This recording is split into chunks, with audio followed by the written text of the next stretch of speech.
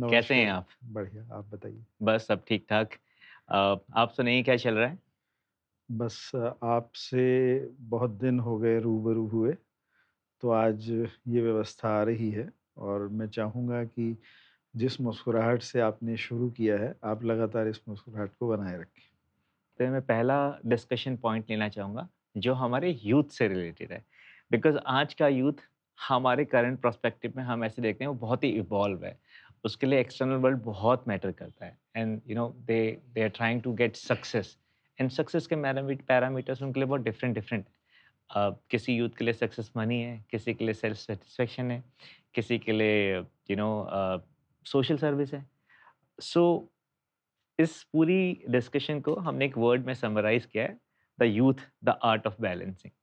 सो इस पे हमारे कुछ विषय हैं जिस पे हम आपके भाव और आपके एक्सपीरियंस से कुछ अपने श्रोताओं के साथ कुछ शेयर करवाना चाहते हैं और उनको बताना चाहते हैं कि आपका पर्सपेक्टिव, आपकी जर्नी और आपकी जो स्किल है, उसके बेसिस पे how today youth has to balance their their entire life and the life NSA is not only about the life of study or a income or anything. It's life as a balanced life. How they stabilize themselves. So पहला point जिस पे मैं आपसे आपके विचार जानना चाहूँगा is money matters. Money matters a lot. We always talk about it. But how important money is in our life, especially as a youth, and how they have to balance out it. How they have to be mindful about the money. उनको सजगता पैसे के बारे में और उनको वो कैसे उस पे पूर्ण विराम लगाएँ और उसे कमाएँ भी ताकि वो बैलेंस रहे, वो डिसबैलेंस ना हो। जब हम स्टूडेंट के एस्पेक्ट में बात करते हैं, स्टूडेंट 10th क्लास तक स्टूडेंट अपने मदर-फादर के उनके व्यवहार, उनके हिसाब से चल रहा होता है। जब हम 11th, 12th और आगे की बात करते हैं, तो मैं उनके लिए स्पेशली ये बात कहना चाहूँगा कि उनके लिए जब हम मनी की बात करते हैं, तो उनके लिए मनी एक सामान्य व्यवहार की चीज़ होना चाहिए। सामान्य व्यवहार की वस्तु होना चाहिए, ना कि उनका टारगेट मनी होना चाहिए। अगर उन्होंने उसी उम्र में टारगेट मनी को बना लिया, तो वो जो इंटेलेक्चुअलिटी है, उसमें वो घुल जाता है पैसा। और जब उस इंटेलेक्चुअलिटी में पैसा घुल के वो बड़ा होता है, तो उसमें से फिर वो रियल थिंग्स नहीं आ पाती पैसे की वजह से उसकी थॉट्स में, जो जब वो 25 साल का होता है तो उसके बाद उसमें आनी चाहिए। तो बहुत ज़रूरी है कि पैसा सिर्फ़ इसलिए है कि हम आइसक्रीम खा सकें, हम चॉकलेट खा सकें, हम बुक्स ले सकें, हम वो थोड़ा फ़न जो हमारे लिए ज़रूरी है, जो स्पोर्ट्स के रूप में हो तो ज़्यादा अच्छा है, मगर जैसा भी हो, वो सब हो, वो मोबाइल डिपेंडेंट ना हो, वो लैपटॉप डिपेंडेंट हो स्टडीज़ के लिए, ना कि बहुत कुछ और देखने के लिए। मोबाइल मैंने इसलिए कहा कि मोबाइल जब वो कैरी कर रहे होते हैं, तो उनके पास हर वक़्त वो गैजेट आ जाता है जो परेशान करने वाला है। आई थिंक आप अब मुझे नहीं पता आप कहाँ से इतनी सरलता से विषयों को सॉल्व करते हैं बट आपने कहा जब अब money should not be a primary aspect for them. वो उनके लिए एक ऐसी वस्तु होनी चाहिए जिससे वो नॉर्मल दिनचर्या चला सके, ना कि उनका एम होना चाहिए। आई थिंक इस मैसेज से ही हमने काफ़ी चीज़ें सॉल्व कर ली हैं that when you define money, पैसा अपना primary objective, then you going to be get away from all the things जो आपका as an a human you would like to evolve yourself. तो आई थिंक हमें समझने में टाइम लगता है, पर शायद आपको समझाने में टाइम नहीं लगता। आप बड़ी सरलता से और जब आपने लैपटॉप और मोबाइल का भी कंपैरिज़न दिया, वो बहुत ही सुंदर कंपैरिज़न था बिकॉज़ व्हेन यू सेइंग कि मनी रिसोर्सेज़ होने इम्पोर्टेंट है, पर उनका यूटिलाइज़ माइंडफुली करना चाहिए और हर चीज़ का अपना प्रयोग करने का एक तरीका है। सो आई थिंक मैं आप बहुत ही बढ़िया इसी में आगे बढ़ते हुए जो सेकंड मोस्ट इम्पोर्टेंट थिंग है जो चाहे वो स्टूडेंट है even in fact the young age and even I से यंग एज 30 आज की तारीख में 45 तक भी counted as an young age. Time management, how smart and effectively utilise time, because समय का सबको अभाव है और ये एक ऐसी चीज़ है ना जो खरीद सकता है और ना कोई बढ़ा सकता है। अगर 24 आवर्स हैं तो 24 आवर्स ही हैं और इसका इम्पोर्टेंस भी बहुत ज़्यादा है और इसको निग्लेक्ट करने के साइड इफेक्ट्स भी बहुत ज़्यादा हैं। तो आपका इस बारे में क्या विचार है? समय ही जीवन है। What is life? समय। जीवन समय पर आधारित है। तो उसी का अगर यूटिलाइज़ेशन नहीं हो रहा है, समय का सही सदुपयोग नहीं हो रहा है, तो हम जीवन को बर्बाद कर रहे हैं। और इस व्यवस्था पर विचार ज़रूर होना चाहिए। हमें एक अभ्यास टीवी में कुछ बैठकर देखने का, लगातार बैठे हैं, हम देख रहे हैं तो हम देखते ही चले जा रहे हैं। हम भूल गए कि वो ज़रूरत थी अपने माइंड को चेंज करने के लिए, वो 15 मिनट, आधा घंटा टीवी को देने की, जिससे कि हम जिस ज़ोन में ट्रैवल कर रहे हैं, उससे थोड़ी देर हटें। हट जब भी कभी किसी 6 घंटे की ट्रैवल में हम बस में बैठकर जाते हैं, तो वो भी 2 घंटे बाद बस को कहीं खड़ा करता है। 3 घंटे बाद कहीं खड़ा करता है, for a change, for refreshment. तो वो रिफ्रेशमेंट का जो पहले तरीका था, जब हम नेचर के बीच में रहते थे, जहाँ पर नेचर बहुत ज़्यादा है, तो वहाँ पर हम नेचर के बीच में जाकर अपने आप को रिफ्रेश कर लेते थे। आज हम मेट्रोज़ में या जिन जगहों पर रह रहे हैं, वहाँ पर हम अपने ऑफ़िस, केबिन, बिल्डिंग से बाहर निकलेंगे तो धूल, गरम, पॉल्यूशन, तो वहाँ जाके तो चेंज होगा नहीं। तो चेंज का साधन हो गया, हम 15-20 मिनट के लिए टीवी देख लें, 15-20 मिनट के लिए कुछ रिफ्रेशमेंट ले लें, 15-20 मिनट के लिए लैपटॉप पे कुछ सर्च कर लें। मोबाइल में फिर भी नहीं कहूँगा, अभी हम बात कर रहे हैं स्टूडेंट्स के बारे में, उस यूथ के बारे में जो अभी अंडर स्टडी है। वैसे तो इंसान पूरा जीवन ही अंडर स्टडी रहता है, बट जब हम बात कर रहे हैं तो मैं टिल 23, 4, 5 की एज तक के लिए बात कर रहा हूँ कि हमें अपना रिफ़्रेशमेंट के लिए टीवी है, रिफ़्रेशमेंट के लिए हम लैपटॉप का यूज़ कर सकते हैं, बट मोबाइल हमारे लिए वही इस्तेमाल की चीज़ होनी चाहिए, जिससे हम कनेक्ट कर पाएँ। हम गूगल पर अपना स्टडी मटीरियल भी सर्च मोबाइल के ऊपर ना करें, उसको हम लैपटॉप पर ही करें। अगर हम अपने आप को इस दायरे में बाँध लेते हैं, तो हम बहुत कुछ अपने आप को बचा जाते हैं उस बात से जो हमें हमारी मेंटल स्ट्रेंथ को कोलैप्स कर रही है। एवरी टाइम जब हम किसी गैजेट के साथ जुड़ने का अभ्यास बना लेते हैं, तो वो अभ्यास हमें वहाँ ले आता है जहाँ पर अगर कभी 15 मिनट या आधा घंटा हो जाए हम टच ना करें, तो अकारण बिना किसी रीज़न के हम मोबाइल निकाल के उसे चेक करने लगते हैं। और मोबाइल के ऊपर आज वो बहुत सब कुछ अवेलेबल है, जो हमें उलझा लेता है और लंबा समय हम उसमें निकाल देते हैं। आपने सवाल टाइम मैनेजमेंट का किया था, तो रियल टाइम मैनेजमेंट इज़ कि हमें कोई भी काम करने से पहले उसके बारे में पता होना चाहिए कि इसके लिए कितना समय देना उपयुक्त है और क्या हम इसमें जो समय दे रहे हैं उसका कोई रिजल्ट है या वो सिर्फ टाइम पास है। हम सुनिए भी एक चीज़ और मैं आपसे चाहूँगा कि हमने बात करी मोबाइल की यहाँ पे। आपने कहा कि बच्चों को मोबाइल या यूथ को मोबाइल थोड़ा अवॉइड करना चाहिए and they need to be know that कि कहाँ करना है, कहाँ नहीं करना।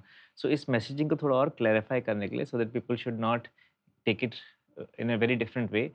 मोबाइल का मतलब होता है मोबिलिटी, मोबाइल का मतलब होता है फ्लेक्सिबिलिटी और आज हम सब फ्लेक्सिबिलिटी एंड मोबिलिटी की बात कर रहे हैं। एंड अब मुझे पता है आप भी उसके बड़े सपोर्टर हैं। यू ऑलवेज से दैट कि हमें इवॉल्व होते रहना चाहिए, हमें फ्लेक्सिबल रहना चाहिए।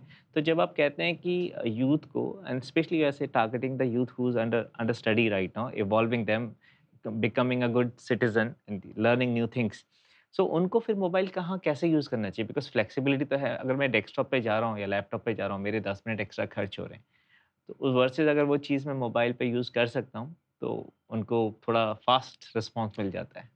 To get instant knowledge for the things, आप मोबाइल यूज कर सकते हैं। आपके पास कोई कॉल आई, अंदर से कोई सवाल उठा, आपने इमीडिएट उसको सर्च किया, उसका जवाब लिया और आपने, यहाँ तक तो मोबाइल का इस्तेमाल सही है। आपने किसी से कनेक्ट हैं, बात किया, मैसेज किया, वहाँ तक भी ठीक है। मगर आप उसी पे डिपेंडेंट हो जाएँ, आप मोबाइल पर ही सारे काम करने लगे। आज एक समस्या क्या हो गई है कि बड़ी स्क्रीन और छोटी स्क्रीन पे जब हम देखते हैं, तो आप गौर करिएगा, बड़ी स्क्रीन को हम पूरी खुली आँख से देखते हैं। हुँ। जब हम छोटी स्क्रीन को देखते हैं, तो हमारी पलकें थोड़ी बंद होती हैं, थोड़ी-सी बंद होती हैं और वो अगर हम प्रैक्टिस में ले आएँ, तो वो ज़्यादा बंद होनी शुरू हो हमारी तो छोटी-सी हो गई देख-देख के। जाती हैं। फ्रैंकली ये बात है। हाँ, और यही वो चीज़ है जो हमें हमारी फ़िज़ीक में वो दोष पैदा कर देती है जब हम चश्मा लगाने के ऊपर बाध्य हो जाते हैं। और चश्मा लगना मतलब बहुत ही दिक्कत वाला काम है। बच्चों को शौक आता है चश्मा लगा के, छोटे बच्चे, हम भी जब छोटे थे तो इंटेलिजेंट लुक आता था कि चश्मा लगा हुआ है। वो एक मज़ाक या एक अलग एक्सपीरियंस है, अलग विषय है। मगर वास्तविकता ये है कि चश्मा लगने के बाद इंसान अधूरा हो जाता है। आई थिंक आपकी इस बात को और स्पष्ट करने के लिए मेरे पास एक एग्जांपल है, अगर आप मुझे इजाज़त दें तो। मैंने आजकल देखा है कि पहले हम वेजिटेबल्स प्लान करके हफ्ते की लेके आते थे या रोज़ सुबह लेके आते थे। हम ग्रोसरीज़ वीकली, मंथली लेके आते थे। बट जब से ये क्विक कॉमर्स नाम की चीज़ आई है, लोगों ने प्लानिंग ही बंद कर दी है। And without having a sensitivity कि वो जो 10 मिनट में चीज़ मँगा रहे हैं, उसके लिए वो राइडर कितना रिस्क करके राइड कर रहा है। इट वो नीड नहीं है, हो सकता है 100 में से 0.5% है। तो अगर हम जैसे आप बोल रहे हैं ना कि वो बच्चे टाइम मैनेजमेंट मोबाइल का सदुपयोग तभी करें जब उन्हें एक्चुअली नीड हो। अदरवाइज़ दे मेक देयर में प्लान देयर थिंग्स वेल, ताकि अगर उन्हें पढ़ना है they should have a larger screen, ताकि मेल हेल्प एक तो लार्जर स्क्रीन का मतलब है एक डेडिकेटेड प्लेस होगा where they can go and read, and then their dedicated time होगा, and they are able to take care of their health also, sitting posture, eyes and everything is going to be good. So कुछ इसी context में हम इसे ले सकते हैं। Exactly, मैं इस विषय में एक चीज़ और ऐड करना चाहूँगा कि मैंने अभी आपसे कहा कि आँखें थोड़ी बंद होती हैं, आप तभी मेरी आँखें हमारी देख के तो नहीं बोल रहे श ना? नहीं, नहीं, शार्पनेस शार्पनेस तभी बढ़ती है। हम जो कंसंट्रेट कर रहे होते हैं तो आई थोड़ा बंद हो रही होती है, तभी वो विज़न क्लियर आता है। यस, ये बिल्कुल स्पष्ट अलार्म है कि हमारी आईसाइट वीक हो रही है। करेक्ट। हमारी आईसाइट वीक क्यों हो रही है? इस वजह से हो रही है क्योंकि हम किसी भी एक चीज़ पर कंसंट्रेट ज़्यादा कर रहे हैं। एक पहले ना क्रिया थी जिसमें त्राटक कहते थे उसको। त्राटक। हाँ, उसमें एक पर्टिकुलर पॉइंट को लगातार खुली आँख से देखते रहना इस प्रकार से। हाँ, वो एक सेंटर बिंदु बना लेते हैं, उसे देखते रहना है, राइट। उसके बाद आँखों से पानी निकलना शुरू हो जाता है, मगर हम आँख बंद नहीं करते हुँ, और हम उसे लगातार देखते रहते हैं। हुँ। ये क्रिया हमारी आँखों से उस सारे टॉक्सिड को रिलीज़ करती थी, जो वॉव! बन जाता था सारा कुछ। हमें क्रिया तो पता था, पर हमें ये नहीं पता इसका आउटकम क्या है। तो इट्स लाइक पढ़ तो लिया, पर हाँ, उसका सार नहीं लिया। बट तो वो आज आपसे बातों-बातों में पता चला। जितने भी स्टूडेंट्स या जो स्टडी ज़्यादा करने वाले लोग हैं, अगर हफ़्ते में 1 दिन इस तरह का कुछ भी प्रैक्टिस करें, मैं अगर ये कह पा रहा हूँ, तो मैं इस वजह से कह पा रहा हूँ कि मैंने सूर्य को खुली आँख से इसी प्रकार देखकर ये हठ है वास्तव में जो मैं कह रहा हूँ। मैं किसी को नहीं कहूँगा इस बात के लिए। मैं तो यही कहूँगा कि एक सिंगल पॉइंट को टारगेट करें। मगर मैंने सूर्य को लगातार खुली आँख से देखा। इस प्रकार से जब मैं लगातार देखता रहा उसको तो आँखों से पानी तो आने लगा। मगर उसके साथ एक क्लाउड बन गया आँख के सामने। हुँ, ये प्रकृति की व्यवस्था है। ये वो गॉगल है जो प्रकृति लगा देती है, मैंने अनुभव किया है इसको। वो क्लाउड बन गया और उसके बाद सूर्य मुझे बिल्कुल भी कष्ट नहीं दे रहा था सीधा देखने पर। मैं प्रकृति के उस व्यवहार की बात कर रहा हूँ जहाँ पर परमात्मा वो व्यवस्था, परमात्मा अर्थात वो चेतना, वो सबको वो व्यवस्था दे रही है, वो सबको सँभाल रही है। हुँ। मगर हम लोग मिसयूज़ के उस लेवल पे चले जाते हैं कि मतलब हमें वो चेतना भी छोड़ देती है। और आज आप यकीन करें, वो चेतना लगभग सबको छोड़ चुकी है। सही। हमें उस चेतना से कनेक्ट होना है, तभी हम रियल टाइम मैनेजमेंट की बात को समझ सकते हैं। आज अगर मैं इसको डिफ़ाइन भी करूँ, तो शायद मेरे लिए समझाना मुश्किल हो जाएगा, कारण कि सामने वाला जो है जिस प्लेटफ़ॉर्म पे खड़े होके इसे सुन रहा है, वहाँ पर उसको वो समझ नहीं पाएगा। उसको समझने के लिए पहले अपने मन की तैयारी उस स्वरूप में चाहिए कि हम समझ सकें। फिर भी मैं इस विषय में एक बात ज़रूर कहना चाहूँगा कि सिर्फ़ एक टारगेट होना चाहिए कि किसी पर्टिकुलर काम को करने के लिए पर्टिकुलर टाइम ही हमें डिसाइड करना चाहिए। इवन हम कोई क्वेश्चन अगर सॉल्व करने बैठे हैं और उसका हम एक real time 20 minute, 15 minute, 10 minute decide कर लेते हैं और अगर उसमें वो सॉल्व नहीं होता, तो हमें उस मोमेंट पे उसे छोड़ देना चाहिए। उसको फिर नेक्स्ट डे के लिए या इवनिंग के लिए दोबारा उस 15 मिनट को लेकर आना चाहिए। अगर हम लगातार उसी में जूझते रहेंगे, तो हमारे 2 घंटे भी लग सकते हैं और हमारा माइंड की जो फ्लेक्सिबिलिटी और कैपेसिटी है वो कमज़ोर हो जाती है। हाँ, आई थिंक यही हम जब एग्ज़ाम के लिए जाते हैं तो हमें सिखाया जाता है, इफ़ यू गेट स्टक्ड, अगर आप कहीं रुक गए हैं किसी क्वेश्चन पे, तो आगे बढ़ जाइए, बाकी सॉल्व कीजिए और वापस आके देखिए समय बचा के। I think wonderful. नेक्स्ट जो पॉइंट है वो मेरे लिए भी थोड़ा इम्पोर्टेंट है बिकॉज़ मैं इस पे काफ़ी किताबें पढ़ रहा हूँ। मैं कोशिश कर रहा हूँ इस टॉपिक को समझने के लिए बिकॉज़ आज अगर मैं कितने भी सर्वेज़ पढ़ लूँ या कितनी भी मेडिकल रिपोर्ट्स पढ़ लूँ, हर जगह ये डिस्कशन यूथ के लिए काफ़ी इम्पोर्टेंट है। और मैं अपने को यूथ में काउंट करता हूँ बिकॉज़ मैंने बोला 45 तक यूथ है तो I am also youth. So stress and the body, इनका बड़ा क्लोज रिलेशनशिप है बिकॉज कई बार हम फील करते हैं यहाँ पेन है, हमें लगता है शोल्डर पेन है, बट जब हम उसे डीप एनालाइज करते हैं और जैसे ही हम स्ट्रेस फ्री होते हैं हम देखते हैं हमारा वो पेन चले गया है। So how taking care of physical health is important for the youth and how important it is in their growth 360 growth, it is not one directional growth because what we have noticed that to achieve their goals, जो सपने उन्होंने बुने, जो targets उन्होंने रखे हैं, उनको achieve करने के चक्कर में the most the most impact which is coming on their physical health, वो उसको सबसे ज़्यादा इग्नोर कर रहे हैं। तो इस बारे में आप मुझे क्या कहना चाहेंगे? गोल्स और टारगेट्स होने चाहिए, बट फिक्स करके सिर्फ़ उसी के लिए हमेशा लगे रहना स्ट्रेस देता है। या तो बहुत शॉर्ट गोल्स होने चाहिए, बड़े गोल्स नहीं होने चाहिए। कुछ ऐसा, सपोज़ और हम जी एक चीज़ और ऐड करना, ये हमें ना इनहेरिटेंस मिल जाते हैं, हम लेते नहीं हैं। बचपन से हमें गोल्स अचीव करना सिखाया जाता है और स्पेशली अगर आप हमारी इंडियन कम्युनिटी में देखो, जब बच्चा नर्सरी से जा रहा है ना, उसके पेरेंट्स ही अपैरेंटली उसे उस डायरेक्शन में उसको ट्यून्ड कर देते हैं कि वो गोल ओरिएंटेड होए, इंस्टेड ऑफ हेल्थ ओरिएंटेड होए। तो थोड़ा-सा इसे भी क्लैरिफ़ाई हमारे को स जब भी मैं किसी चीज़ को समझने की बात करता हूँ, तो लार्जर एस्पेक्ट में समझने की बात करता हूँ। मैं संयुक्त परिवार की बात करता हूँ। एक परिवार का एजुकेट होना बहुत ज़्यादा ज़रूरी है अगर हमें हेल्दी होना है, क्योंकि माता-पिता को भी साथ में समझना पड़ेगा, बच्चों को भी समझना पड़ेगा और हमारे साथ जुड़े हुए सब लोगों को भी समझना पड़ेगा।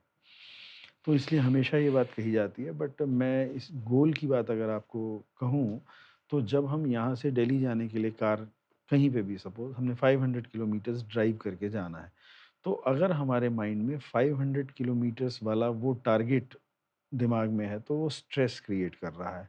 बट हमें पहला स्टॉपेज सपोज़ 150 किलोमीटर के बाद या 200 किलोमीटर के बाद लेना है, तो हमारे माइंड में वही रहना चाहिए। और अगर राइट। वो रहता है तो हम 200 के बाद नेक्स्ट 200 या 150 की बात करते हैं।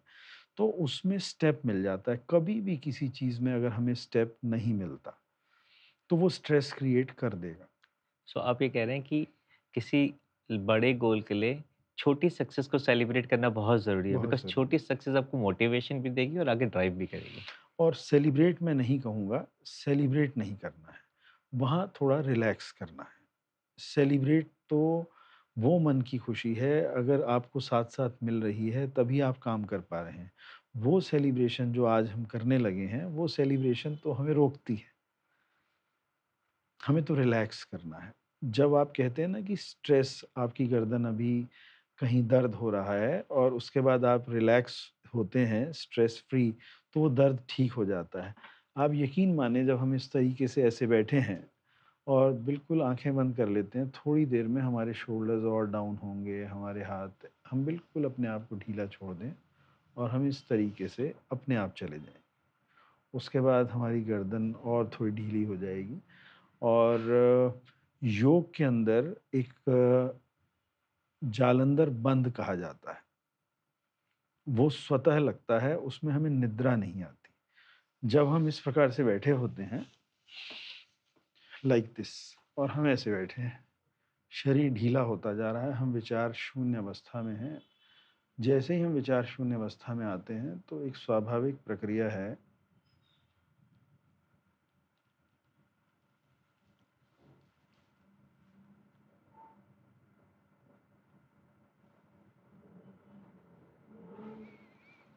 इसे जालंधर बंध कहते हैं।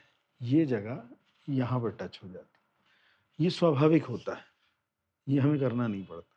जब हम इसे करते हैं, तब हम शांत नहीं होते। ये परमात्मा द्वारा वो व्यवस्था है कि जैसे ही हमारा मन शांत होता है, तो हम इस तरीके से चले जाते हैं। आप इस चीज़ को अनुभव कर सकते हैं। इसमें 2 रास्ते हैं। एक तो हमें नींद आ जाती है, एक वो रास्ता है जिसमें हम जाग रहे हैं। आस-पास की आवाज़ भी हमें सुनाई दे रही है। कुछ ना कुछ हमें सेंसिटिविटी पूरी है, हम समझ रहे हैं हर बात को, मगर हम शरीर के की स्थिति को बिल्कुल रिलैक्स करके, जागते हुए सो जाना। जो व्यक्ति इस प्रकार की व्यवस्था को अपने जीवन में प्राप्त कर लेता है, उसको कभी भी थकावट नहीं होती। इसको जालंधर बंद कहते हैं। आप इसके बारे में कभी स्टडी करेंगे तो आई विल आपको सर्टेनली डू।